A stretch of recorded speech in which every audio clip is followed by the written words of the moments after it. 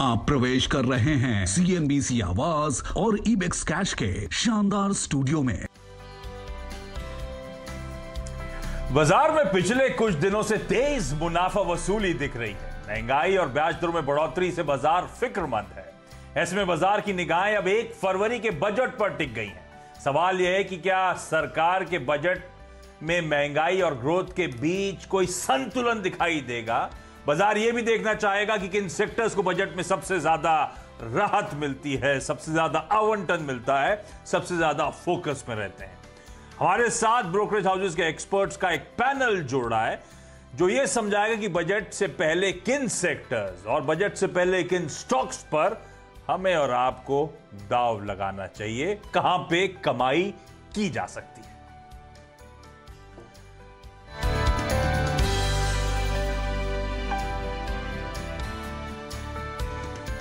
चलिए तो आज हम लेकर आए हैं BBB पार्ट 2। जी हां, हमारी वो खास पेशकश बिग बजट बेट्स, जहां बाजार के जाने माने एक्सपर्ट्स हमारे साथ जुड़ रहे हैं। उनसे जानने की ये कोशिश हो रही है कि 1 फरवरी को FM निर्मला सीतारमण जी क्या ऐलान कर सकती हैं, क्या पॉसिबिलिटीज हैं, क्या बहुत लाइकली है, और ज्यादा इंपॉर्टेंट ऐसे में कौन से वो फंडामेंटली स्ट्रॉन्ग स्टॉक्स हैं जिन पे वो दांव लगाना चाहेंगे इस बजट अनाउंसमेंट से पहले। मदद करने के लिए आपको आपकी स्क्रीन पे 3 एक्सपर्ट्स नजर आएंगे। अरिहंत कैपिटल मार्केट्स के आशीष महेश्वरी, विलियम ओनील के मयूरेश जोशी और SMIFS के शरद अवस्थी। आप तीनों का स्वागत है। अच्छा, क्योंकि मैंने शुरुआत में कहा BBB पार्ट 2, तो एक बार डॉक्टर साहब जरा पार्ट 1 की वो फाइनल प्लेट स्क्रीन पर लेकर आइएगा। जो पिछले हफ्ते हमने यही शो की पहली कड़ी करी थी, तब एक्सपर्ट्स की जो पिक्स थी वो आपकी स्क्रीन पर आएंगी। तो ध्यान दीजिएगा, रूरल हुआ, वो इंफ्रा केपेक्स रिलेटेड स्पेंड्स हुए, वो हेल्थ केयर स्पेंड्स हुए, उसी से जुड़ी सारी, और जो पेन पॉकेट्स थी जैसे होटल टूरिज्म, उन्हीं पेन पॉकेट्स है जहां पे आवंटन, जहां पे थ्रस्ट होगा, उसकी बेहतरीन पिक्स जो थी फंडामेंटली स्ट्रॉन्ग कंपनीज, वो आपको आपकी स्क्रीन पे नजर आई थी। और यही एक्सरसाइज इस हफ्ते हम लोग रिपीट करने जा रहे हैं। और महेश्वरी साहब, पिछले हफ्ते भी जब शुरुआत करी थी शो की, तो यही सवाल था मेरा, भाई बहुत एक्सपेक्टेशंस लगी हुई हैं, क्योंकि हम ऐसे समय पे हैं कि पैंडेमिक के लोस से तो इकोनॉमी में एक रिकवरी देखने को मिल रही है, पर अभी भी ये रिकवरी फ्रेजाइल है। ऊपर से ये वेव 3 इस समय अंडरवे है। तो ऐसे में हम सब की होप्स हैं कि काफी कुछ करेंगे FM साहिबा, होप्स हैं, पर जेब तंग है। ऐसे में हम और आप पे तो कोई बोझ ना आ जाएगा? पॉसिबल है आशीष, किसी भी बात से इनकार नहीं किया जा सकता, क्योंकि गवर्नमेंट अपने रिसोर्सेज को और मोबिलाइज करने के लिए कुछ कर सकते हैं। बट एक सोलेस ये है कि अभी इलेक्शन का टाइम है, तो मुझे नहीं लगता कि आम जनता के लिए कोई उनके ऊपर एक्स्ट्रा भार डाला जाएगा। अरे जोशी साहब, ऑफलेट थ्रस्ट एरियाज है सरकार के, उनको read in between the lines read करने की कोशिश करूं तो डोमेस्टिक मैन्युफैक्चरिंग को टूल देने की कोशिश, वो PLI स्कीम्स का अनाउंसमेंट उसके अंतर्गत एक बड़ा थ्रस्ट जनरेट करने वाला एरिया था। रिन्यूएबल पे बहुत फोकस हो रहा है। मेरे ख्याल से इलेक्ट्रिक व्हीकल्स इस समय का की फोकल पॉइंट हो सकता है, जिस तरह की सुगबुगाहट स्पेस को देखने को मिलती है। और जैसे इलेक्शंस की बात महेश्वरी साहब ने कही, तो कह लीजिए इकोनॉमिक नेसेसिटी या पॉलिटिकल कंपल्शन, रूरल फिर से फोकस में रहेगा। आपके लिहाज से, विलियम ओनील के लिहाज से, कौन से सेक्टरल पॉकेट्स हैं जिसमें ज्यादा तवज्जो इस बार दी जा सकती है? हेल्थ केयर भी एक हो सकता है। नहीं, 2-3 एस्पेक्ट्स पे बहुत क्लियर फोकस हो सकता है। Obviously I think renewables, electric vehicle mobility और इंफ्रास्ट्रक्चर स्पेंडिंग, आई थिंक ये 3 चीजों पे तो एक जोर रहेगा ही बजट में। अच्छा अवस्थी सर, ये आप लोग SMIFS में कैसे पोजीशन कर रहे हो अपने आप को इस यूनियन बजट से पहले? क्या मान के चल रहे हो आप लोग? इक्विटीज के लिए पॉजिटिव रहना है ये बजट या नहीं?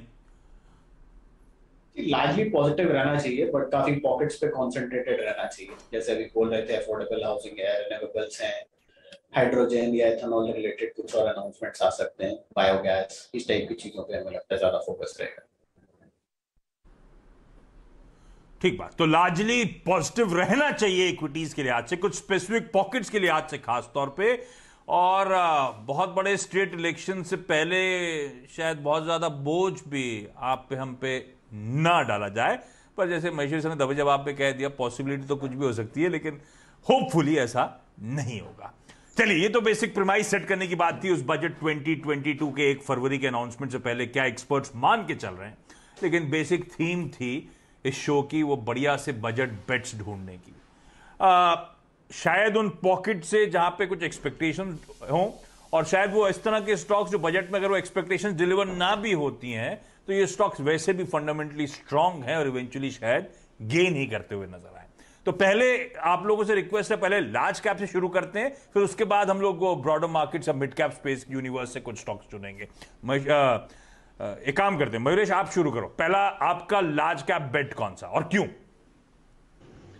तो मेरे थोड़े मिड लार्ज कैप बेट्स हैं आशीष जी, और पहला बेट रहेगा सेंचुरी टेक्सटाइल। आई थिंक इसका अगर आप रेवेन्यू कंट्रीब्यूशन देखें तो paper and pulp contribute 69%, textile जो गवर्नमेंट का एक बहुत बड़ा फोकस रहा है, जैसे आपने अपने ओपनिंग रिमार्क्स में कहा, पीएलआई स्कीम्स को लेके रोड टैप के बेनिफिट्स, ये 25 तक का कंट्रीब्यूट करता है। और इसकी वजह से आई थिंक अगर आप देखें जो परफॉर्मेंस रहा है 9 महीनों का has been very very good।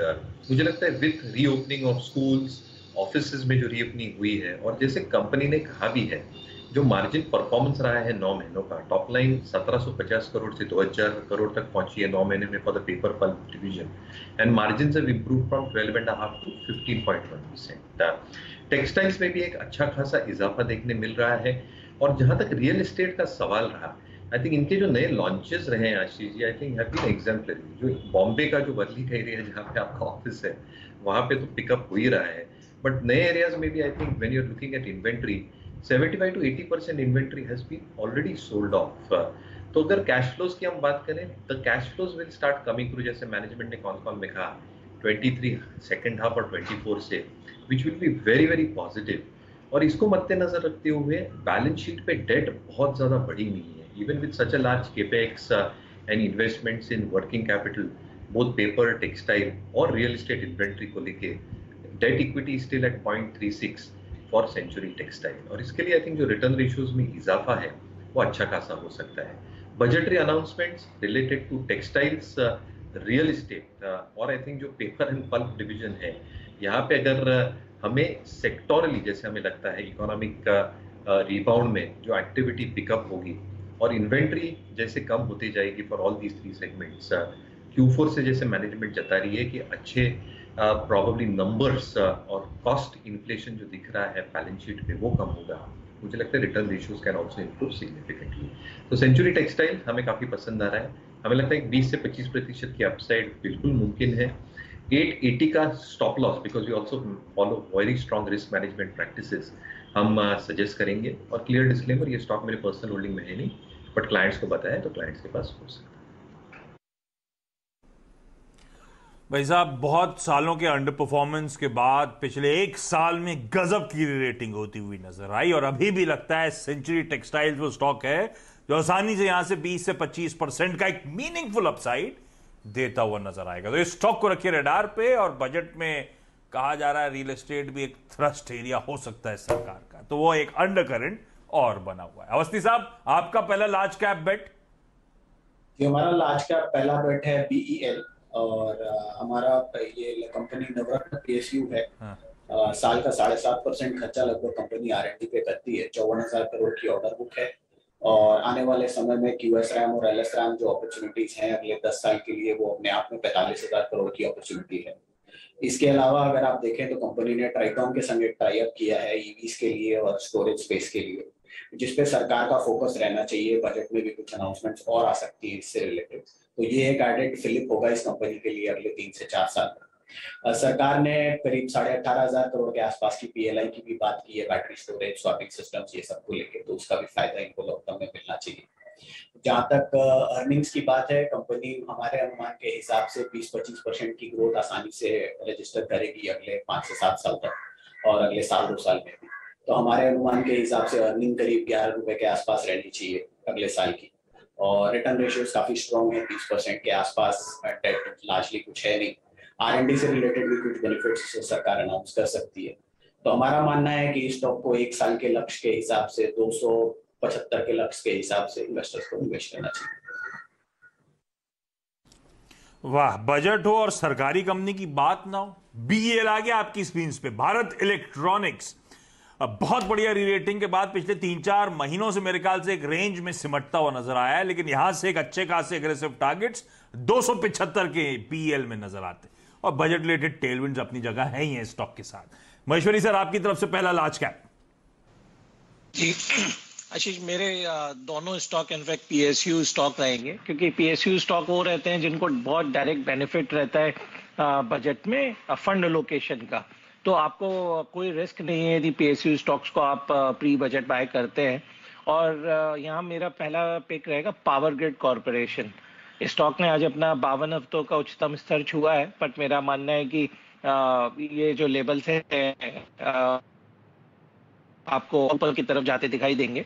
फिर रीजन ये है कि पिछले साल के बजट में करीब 3,05,000 करोड़ रुपए का फंड एलोकेशन पावर ट्रांसमिशन और पावर डिस्ट्रीब्यूशन सेक्टर को हुआ था। तो इसका बेनिफिट ये हुआ कि ये जो कंपनीज हैं इन्होंने अपना जो कैपेक्स प्लान को काफी अच्छी तरह से और आगे बढ़ाया है। जैसे पावर ग्रिड ने 7,500 करोड़ का कैपेक्स किया। यदि फाइनेंशियल परफॉर्मेंस पे नजर डालें तो जो उनका 11,800 करोड़ का मुनाफा किया था उन्होंने पिछले साल में, और 9,000 करोड़ का मुनाफा जो है लास्ट 2 क्वार्टर में ही आ चुका है। तो आप सोचिए किस टाइप के नंबर्स इस महारत्ना जो पीएसयू है उसके आप उम्मीद कर रहे हैं। तो ये कोई मतलब फ्लूक नहीं है कि स्टॉक 52 वीक हाई में पीएसयू का एकमात्र स्टॉक है जो जा रहा है। मेरा मानना है कि काफी कुछ बेनिफिट बजट में पावर सेक्टर को मिलने वाला है, और ये पावर जो ट्रांसमिशन की इंडिया की नहीं वर्ल्ड की सबसे बड़ी कंपनियों में से एक है।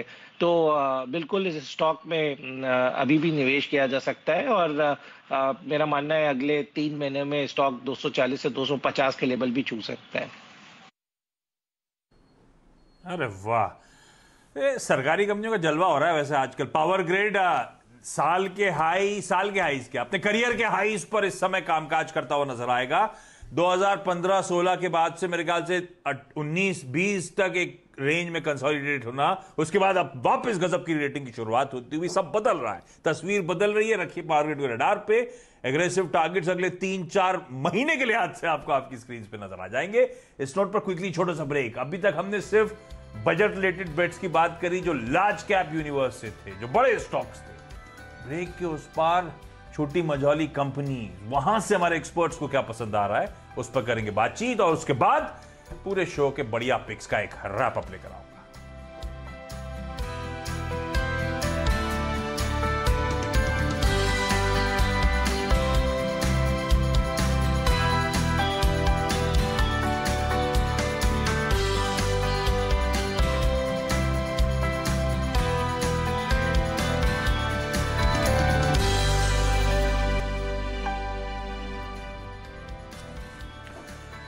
ब्रेक के बाद आपका स्वागत है। हम बात कर रहे हैं बिग बजट बेट्स की, यानी कि कौन से वो स्टॉक्स हैं जहां पे एक्सपर्ट्स इस all important union budget presentation से पहले दाव लगाना चाहते हैं, या कौन से स्टॉक्स हैं जो ये लोग एक्यूमुलेट कर रहे हैं। लार्ज कैप्स की बात हो गई, मैं उसका रैप अप बाद में करूंगा। अब जरा ब्रॉडर मार्केट से, मिड कैप यूनिवर्स से क्या पसंद आ रहा है एक्सपर्ट्स को, उस पर कर ली जाए बातचीत। Maheshwari sir, mid cap space से कौन सा स्टॉक? यहाँ पर मेरा स्टॉक रहेगा रेलवे सेक्टर से, रेल विकास निगम लिमिटेड। मेरा मानना है कि जो अलोकेशन पिछले साल हुआ करीब 1,07,000 करोड़ का, और लास्ट 6 महीनों का जो परफॉर्मेंस इनका इंफ्रा स्पेंड का आया, तो उसमें से करीब 60,000 करोड़ से ज्यादा उन्होंने ऑलरेडी खर्च भी कर दिया है। तो इस जितना भी एक्सपेंडिचर हो रहा है उसका सबसे बड़े बेनिफिशियरी रेल विकास निगम लिमिटेड रहेगा, क्योंकि यही कंपनी है जो बड़े प्रोजेक्ट जो रेलवे के हैं उसको डेवलप करती है, उसके लिए फाइनेंस अरेंज करती है और उसको इम्प्लीमेंटेशन करके देती है। तो ये मिनी रत्ना कंपनी का मेरा मानना है कि जो परफॉर्मेंस है उसमें भी काफी improvement over period of time देखने को मिला है। और यदि फ्लोटिंग स्टॉक देखें तो 78% इसमें गवर्नमेंट ऑफ इंडिया होल्ड करती है, 10% होल्डिंग इंस्टीट्यूशनल इन्वेस्टर के पास में, उससे 12% जो होल्डिंग है पब्लिक फ्लोट है। और इस बार भी रेलवे बजट में मेरा असेसमेंट